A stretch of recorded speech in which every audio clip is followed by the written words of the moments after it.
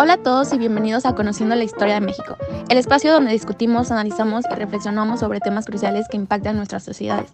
Mi nombre es Jennifer, somos estudiantes de la Universidad del Caribe en Quintana Roo y para la materia de política exterior, hoy en este episodio vamos a sumergirnos en un tema fundamental para entender cómo se estructura y funciona el poder en muchas de las democracias contemporáneas, el presidencialismo. Para entender un poco el presidencialismo en México, primero debemos remontarnos a los orígenes del país. Tras la independencia de México en 1821, se enfrentaron distintos modelos de gobierno, es decir, repúblicas centralistas, federalistas, imperios y dictaduras. Sin embargo, el presidencialismo como lo conocemos hoy comenzó a consolidarse después de la Revolución Mexicana. La Constitución de 1917 fue clave para esto, ya que estableció un sistema presidencialista en el que el presidente tiene amplios poderes para dirigir el país. Así que el presidencialismo en México se consolidó particularmente durante el gobierno de Plutarco Elías Calles, entre 1924 y 1928, y la creación del Partido Nacional Revolucionario en 1929, que después se convertiría en el PRI. Así que Calles, conocido como el jefe máximo de la revolución, desempeñó un papel crucial en la centralización del poder en la figura presidencial. Este sistema, que ha sido el motor de nuestro país por décadas, otorga al presidente poderes excepcionales, convirtiéndolo en la figura central del gobierno. Así es, en México el presidente no solo representa al poder ejecutivo, sino que ejerce un gran control sobre el legislativo y el judicial. A lo largo de los años, este modelo ha permitido que el presidente dirija la agenda política del país, con facultades que abarcan desde la creación de leyes hasta la toma de decisiones en momentos de crisis. Durante el siglo XX, el presidencialismo se consolidó como una verdadera fuerza dominante, donde la figura presidencial parecía tener el control total. Pero como todo tipo de sistema, ha sido objeto de debate. Algunos lo consideran una herramienta necesaria para mantener la estabilidad y el orden en un país tan diverso como México. Otros, en cambio, lo ven como una concentración excesiva de poder en una sola persona. A continuación les hablaré sobre las principales características del presidencialismo, empezando porque este es la separación de poderes. Esto significa que el poder ejecutivo, legislativo y judicial son independientes entre sí, ninguno de ellos puede interferir directamente en el funcionamiento del otro, lo que crea un equilibrio en el ejercicio del poder. En el presidencialismo, el presidente cumple dos funciones fundamentales. Es tanto el jefe de Estado como el jefe de gobierno. Esto lo convierte en el máximo representante del país en el ámbito internacional y también en el principal responsable de dirigir las políticas internas. Otra característica clave es que en la mayoría de los sistemas presidencialistas el presidente es elegido directamente por el pueblo, es decir, los ciudadanos tienen el poder de votar por su líder en elecciones nacionales, lo que refuerza su legitimidad para gobernar.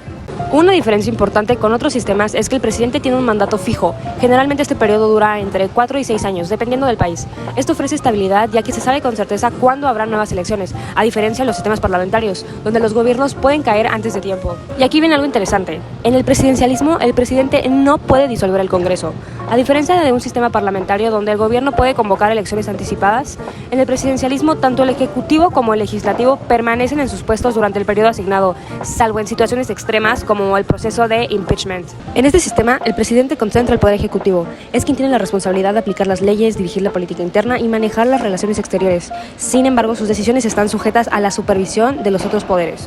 Finalmente, el presidencialismo funciona con un sistema de pesos y contrapesos. Esto significa que, aunque el presidente tiene amplios poderes, estos están limitados y equilibrados por el legislativo y el judicial. Cada poder vigila y controla al otro para evitar abusos de autoridad. Hola a todos, primero que nada me gustaría comenzar mencionando a uno de los primeros exponentes del presidencialismo en México, y es Porfirio Díaz, que gobernó durante 1984 a 1911. Díaz fue un símbolo de presidencialismo autoritario en México, pues su mandato fue marcado por el control autoritario y la reelección indefinida, a pesar de haber promovido inicialmente el principio de no reelección. Díaz se reeligió en múltiples ocasiones, utilizando estrategias como el fraude electoral y la manipulación política para perpetuarse en el cargo, lo que le permitió mantenerse en el poder durante más de 3 décadas, el cual es conocido como el Porfiriato. Díaz impulsó un notable desarrollo económico y modernización del país. Esto se hizo a expensas de derechos políticos básicos, lo que generó descontento y eventual resistencia que culminó en la Revolución Mexicana.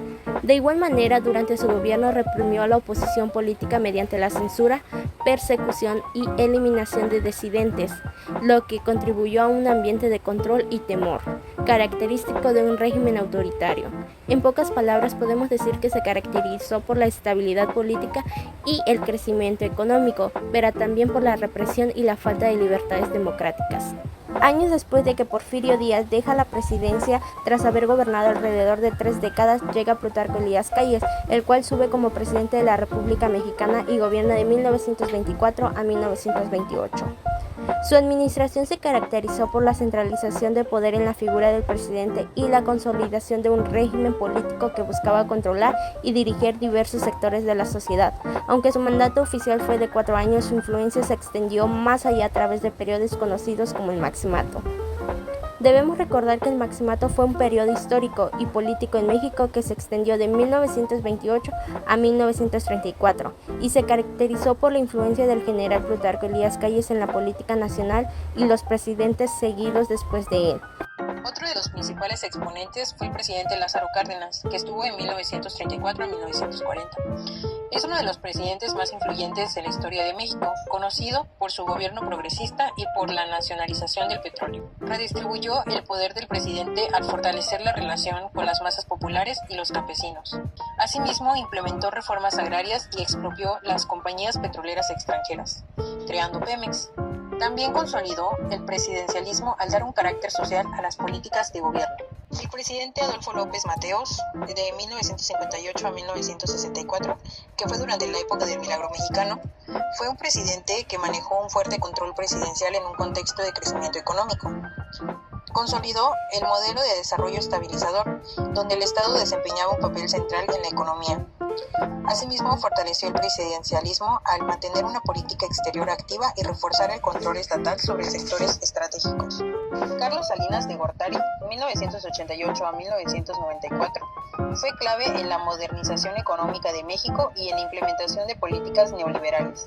Promovió el Tratado de Libre Comercio de América del Norte, Telecán, y lideró reformas que privatizaron sectores importantes de la economía. Aunque controversial, Salinas fortaleció el poder presidencial al implementar cambios profundos en la estructura económica del país. Muchas gracias, chicos. Con esto llegamos al final de este fascinante recorrido por la historia del presidencialismo en México. Hemos visto cómo esta figura ha sido crucial para moldear el desarrollo político del país desde sus inicios hasta sus exponentes más destacados. Como hemos comentado, el presidencialismo ha permitido estabilidad en algunos momentos, pero también ha sido objeto de debate por la concentración de poder. Y es que la política siempre nos deja con más preguntas que respuestas. Esperamos que este episodio te haya ayudado a entender mejor el contexto histórico y la evolución del poder presidencial en México. Es un tema clave para comprender nuestra historia y nuestra realidad política actual. Si te gustó este episodio, no olvides seguirnos en nuestras redes sociales y suscribirte para más contenido sobre historia y política de nuestro país. Gracias por acompañarnos en Conociendo la Historia de México. Nos escuchamos en el próximo episodio donde seguiremos explorando los temas que han marcado nuestra nación. Hasta la próxima.